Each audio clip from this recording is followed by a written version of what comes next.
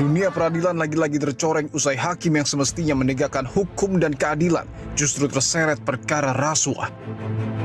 Kejaksaan Agung menetapkan 4 hakim dan sejumlah pihak lainnya sebagai tersangka dalam kasus dugaan suap senilai 60 miliar rupiah terkait vonis lepas perkara korupsi pemberian fasilitas ekspor minyak sawit mentah atau CPO periode Januari hingga April 2022. Kasus terungkap dari hasil pengembangan penyidikan dugaan suap penanganan perkara di Pengadilan Negeri Surabaya. Usai menggeledah sejumlah lokasi, penyidik menemukan bukti yang mengarah pada dugaan suap di Pengadilan Negeri Jakarta Pusat. Adanya alat bukti baik berupa dokumen dan berupa uang yang mengarah pada dugaan adanya tindak pidana korupsi suap dan atau gratifikasi terkait penanganan perkara di Pengadilan Negeri Jakarta Pusat.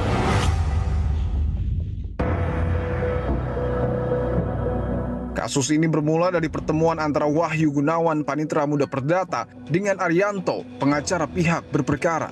Wahyu meminta perkara korupsi ekspor minyak sawit mentah harus diurus agar tidak diputus berat, sekaligus meminta biaya pengurusan.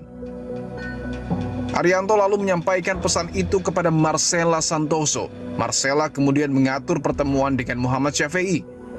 Temuan lanjutan digelar antara Arianto, Wahyu, dan Muhammad Arif Nuryanta. Arif menyatakan perkara tak bisa bebas, tapi bisa diputus lepas dari tuntutan. Arif pun meminta imbalan sebesar 60 miliar rupiah. Arianto kemudian menghubungi kembali Marcella yang langsung menyampaikan permintaan itu kepada Syafi'i. Syafi'i menyanggupi dan siap menyediakan uang dalam bentuk dolar Amerika atau dolar Singapura. Syafi'i menyerahkan sejumlah uang kepada Arianto di parkiran kawasan SCBD untuk kemudian diserahkan kepada Wahyu. Uang suap itu lalu diserahkan Wahyu kepada Arif di rumahnya yang berlokasi di kawasan Jakarta Utara. Usai surat penetapan sidang terbit, Arif membagikan uang tersebut kepada 3 hakim Pengadilan Negeri Jakarta Pusat, yaitu Juyamto, Agam Syarif Baharudin, dan Ali Mukhtarom. Kasus ini kembali menambah noda hitam peradilan di Indonesia. Sebelumnya pada awal Januari lalu, Kejaksaan Agung juga menangkap bekas Ketua Pengadilan Negeri Surabaya, Rudi Suparmono, sebagai rangkaian dari terungkapnya kasus vonis bebas Ronald Tanur.